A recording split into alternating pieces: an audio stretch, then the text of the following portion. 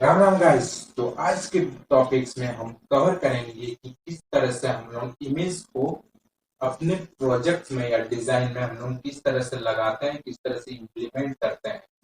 ठीक है, तो आज हम इसको कवर करने वाले हैं। तो चलिए आरंभ करते हैं। तो सबसे पहला स्टेप हमारा क्या होगा कि हम एक सबसे पहला हमारा इमेज जो है उसको सबसे पहले तो लोकली स्टोर करना होगा। ठीक है, तो उसको हम लोग देखते हैं कि किस तरह से स्टोर कर सकते हैं।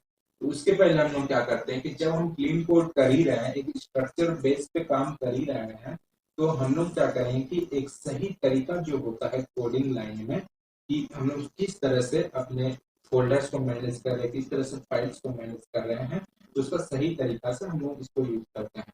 ठीक है, तो हमारा हम क्या करेंगे कि एसेट्स नाम का फोल्डर क्रिएट करेंगे और एसेट्स के अंदर जितने भी इमेजेस होते हैं, जितने भी फाइल होते हैं, जितने भी इन केस आगे चलकर आप एक्सटर्नली फॉन्ट को रखना चाहेंगे तो उस एसेट्स के अंदर आप फोल्डर बना के रख सकते हैं। तो चलिए मैं इसको करके दिखाता हूँ आपको। ठीक है, तो ये हमारा प्रोजेक्ट है। इस प्रोजेक्ट में जो है इसमें राइट क्लिक कीजिए, न्यू पे आइए और एक डायरेक्टरी यानी फोल्डर क्रिएट करिए। यहाँ पे मैं बता रहा था जैसे कि यहाँ पे हम एसेट्स नाम का फोल्डर क्रिएट करेंगे। ठीक है, अब एसेट्स के अंदर हम लोग क्या कर सकते हैं कि सारा जो भी हम इमेजेस रखना चाहें उसको रख सकते हैं। ठीक है, तो हम एक इमेज ले लेते हैं। ये हमारा एक यूट्यूब का हमारा बैनर ही है, इसको रख लेते हैं। क्या करेंगे, यहाँ से कॉपी करते हैं और यहाँ पे हम लोग पेस्ट कर देते हैं। ये जो हमने एसेट्स फोल्डर क्रिएट किया है यहाँ पे हम पेस्ट कर देते हैं। ठीक है, तो ये हमारा फाइल का नाम हो गया और ये एक्सटेंशन हो गया जेपीजी फाइल। ठीक है, तो इसको ओके करते हैं। अब ये हमारा एसेट्स के अंदर कोड स्टेपल डॉट जेपीजी नाम का ये इमेज का पाथ आ गया हमारे पास। ठीक है, तो जैसे मैं बता रहा था कि इन फ्यूचर आपको फॉन्ट भी इसमें डालना होगा और मान लिया कुछ एक्सटर्नली चीज यहाँ पर रखना हो और उसको एक्सटर्नली इंटरनली फिर यूज करना हो तो यहाँ पे आप रख सकते हैं। तो और उसको ऑप्टिमाइज करने के लिए आप क्या कर सकते हैं कि एसेट्स के अंदर एक और डायरेक्टरी क्रिएट कर सकते हैं फोल्डर। यहाँ पे जैसे हम इमेजेस यूज कर रहे हैं तो हम इमेजेस फोल्डर के साथ इसमें रख सकते हैं। और इन फ्यूचर जब आपको फॉन्ट वोट रखना होगा तो आप न्यू करके डायरेक्टरी क्रिएट करके फॉन्ट नाम रख के उसमें फॉन्ट आप रख सकते हैं जो भी फॉन्ट है। तो हम ये क्या करते हैं कि इस इमेज को इमेजेस फोल्डर के अंदर डाल देते हैं। ठीक है, ये हमारा इफेक्टर हो गया। ये हमारा एसेट्स के अंदर, देखिए एसेट्स के अंदर इमेजेस के अंदर कोड स्टेपल डॉट जेपीजी का हमारा इमेज आ गया। ठीक है, ये रहा हमारा फर्स्ट स्टेप। अब सेकेंड स्टेप में हम क्या करेंगे कि जो पॉपस्केप डॉट वाईएमएल है आप इसमें आइएगा। ठीक है, उसके बाद आप नीचे आइएगा तो ये आपको एसेट्स नाम का ये जो पाथ आप यहाँ पे देख रहे हैं इसको कमेंट आउट किया हुआ है, इसको आप कमेंट आउट से हटाना होगा आपको। ठीक है, कमेंट आउट से हटा लिए। अब क्या है कि इसको सेट करने का भी एक सही तरीका होता है। ठीक है, तो अगर आप सही तरीका से इसको सेट नहीं करिएगा तो पॉपकेट जब आप कीजिएगा तो सही तरीके से ये इम्पोर्ट जो भी है इसका लाइब्रेरीज पैकेज जो भी है आप इम्पोर्ट जब होगा सही तरीके से इम्पोर्ट नहीं होगा। ठीक है, तो इसको सही तरीके से लिखने का तरीका क्या होता है कि जो आप ये हैश लिख रहे हैं इसके जस्ट नीचे आपको जो फर्स्ट लेटर है इसको आपको इसके जस्ट नीचे लिखना होगा। ठीक है, हैश के नीचे है, वहां से एसेट्स स्टार्ट करना है। ठीक, अब सेकंड जो है हमारा पाथ यहाँ पे आएगा तो ये आपको ASSETS एसेट्स नाम का दिख रहा होगा। तो आपको थर्ड लेटर का जो एस दिख रहा है ए एस के बाद जो और एक एस थर्ड लेटर वाला दिख रहा है उसके जस्ट नीचे ये हाइफन हाइफन दे दीजिए, जस्ट नीचे हाइफन आ गया। ठीक है, तो ये सही तरीका हुआ। जब उसके बाद आप जब कॉपरेट कीजिएगा तो सही तरीके से इम्पोर्ट होगा। अब यहाँ पे क्या है कि हमें पाथ सेट करना है। ये तो हमारा बाय डिफॉल्ट है, ये एक इमेज के लिए ये पहले से सेट किया हुआ है, इसलिए हमें तो अपने डिजाइन में एक इमेज तो नहीं यूज करना है, बहुत सारे इमेजेस यूज करने हैं। तो अब हम लोग क्या करेंगे इसका सही तरीका देखिए। जैसे हमने एसेट्स का फोल्डर क्रिएट किया उसके अंदर इमेज का फोल्डर क्रिएट किया। ठीक है, उसके बाद इमेज के अंदर क्या है कि हमारा जितना भी इमेजेस है पूरा प्रोजेक्ट में यूज होने वाले जितने भी इमेजेस हैं हमारे इमेजेस फोल्डर के अंदर रहेंगे। ठीक है, तो अब हम लोग क्या करेंगे कि डायरेक्टली इसको एसेट्स के अंदर ये हमारा एसेट्स फोल्डर है, ठीक है। तो यहाँ पे क्या करेंगे, यहाँ आते हैं एसेट्स हो गया। अब हमने एसेट्स को एक्सेस कर लिया, अब स्लैश दीजिए, उसके बाद इमेजेस को एक्सेस कर लेते हैं, ठीक है, स्लैश।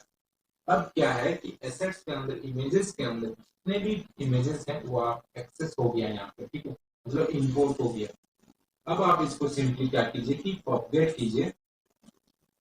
तो जब आप पॉपगेट करेंगे तो आपकी इमेजेस फोल्डर के अंदर जितने भी इमेजेस हैं वो सारे एक्सेस हो जाएंगे, एक्सेसेबल, ठीक है। तो ये प्रोसेस फिनिश जीरो कोड के साथ एक्सेस हो गया, ठीक है।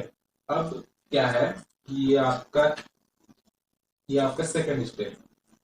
अब हमारा थर्ड स्टेप क्या है कि अब हम इसको फटाफट से फाइल क्रिएट कर लेते हैं जहां हम अपने डिजाइन को बनाएंगे, ठीक है। मैं आपको बता दूं कि जो भी यहाँ हमारा नया वीडियो देख रहे हैं वो हम एक सीरीज इसको कंटिन्यू कर रहे हैं, जो हमारा प्लेलिस्ट है। तो अभी तक हमने कम से कम 10-15 वीडियोस कवर कर ली है। तो जो भी है इसको देखना चाहते हो प्लेलिस्ट को एक्सेस कर लें, आई बटन में आ रहा होगा, ठीक है। तो इसको फटाफट से कर लेते हैं। क्या है हमारा image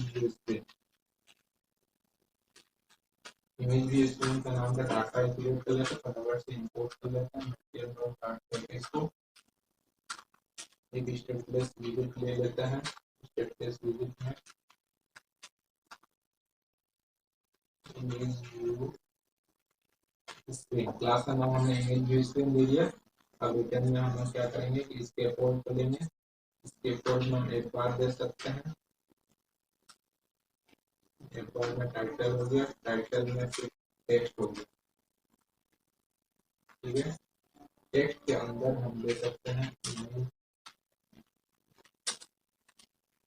image view screen, Apple का नाम दे दिया हमने इमेज व्यू स्क्रीन। अब यहाँ से हमारा बॉडी स्टार्ट होता है। अब हम लोग किस तरह से अपने प्रोजेक्ट में इमेज को यूज कर सकते हैं, यहाँ से मेन स्टार्ट होता है, ठीक है। तो अब हम सिंपल क्या करेंगे कि आई, कैपिटल आई। तो जैसे आप इमेज क्रिएट किए, आई लिखिए तो इमेज आ जाएगा, तो इमेज को यहाँ पे लिखते हैं। उसके बाद हम क्या करेंगे कि डॉट लगाते हैं। डॉट में यहाँ एसेट्स आता है, नेटवर्क आता है, ठीक है। एसेट्स और नेटवर्क में क्या फर्क है कि एसेट क्या होता है कि हमारा जो लोकली फाइल है, यहाँ पे लोकली जो हम जितना भी इमेजेस यूज करते हैं वो लोकली हम लोग इसको एक्सेस कर सकते हैं। और नेटवर्क क्या चीज है कि अगर हम सर्वर से इमेजेस वगैरह ला रहे हैं, डेटाबेस से कहीं इमेज वगैरह ला रहे हैं, तो उस वक्त हम नेटवर्क का यूज करते हैं, ठीक है। तो इन केस अब हमारा क्या है कि हमारा इमेज हमने लोकली स्टोर कर लिया है ये इमेज, ठीक है। तो उसकी जगह पे हम क्या कर सकते हैं, एसेट फीड कर सकते हैं, ठीक है। और अब इन्वर्टेड कॉमा दे दीजिए। अब हम यहाँ पे पूरा पाथ सेट करना रहता है, ठीक है। तो हमारा पूरा पाथ का नाम क्या है कि ये देखिए, ये हमारा पाथ है। ये पाथ बेसिकली कौन सा चीज है, ये जो हमने यहाँ पे एसेट क्रिएट किया, एसेट के अंदर इमेज क्रिएट करा है, यही यही पाथ है जो यहाँ पे सेट करना है, ठीक है। तो यहाँ पे एसेट हो गया, एसेट्स के अंदर इमेजेस हो गया, एसेट्स के अंदर इमेजेस हो गया, इमेजेस के अंदर ये हमारा फाइल नाम है। ये फाइल नाम पूरा देना होगा, क्या है हमारा कोड स्टेबल डॉट जेपीजी, पूरा पाथ देना होगा, ठीक है। Code stable dot JPG. अब हम लोग इसको रन करके देखते हैं। उससे पहले हम क्या करते हैं, मेन डॉट कार्ट में हम इसको image view screen, image view screen हो गया। अब इसका पैकेज को इंपोर्ट कर लेते हैं, ये हमारा पैकेज इंपोर्ट हो गया। अब इसको रन करके देखते हैं, ठीक है। ये हमारा इमेज इस तरह से आ गया। जब आप कोई डिजाइन पे काम कर रहे होते हैं तो या तो आप कोई कंटेनर पे काम कर रहे होते हैं या फिर कोई फिक्स साइज पे काम कर रहे होते हैं या साइड बॉक्स वगैरह में काम कर रहे होते हैं, तो उस टाइम आपको एक फिक्स साइज देना पड़ता है इमेज का। तो आप उस तरह से भी दे सकते हैं। तो आप बेसिकली इसको कंटेनर में रैप कर सकते हैं, साइड बॉक्स में रैप कर सकते हैं।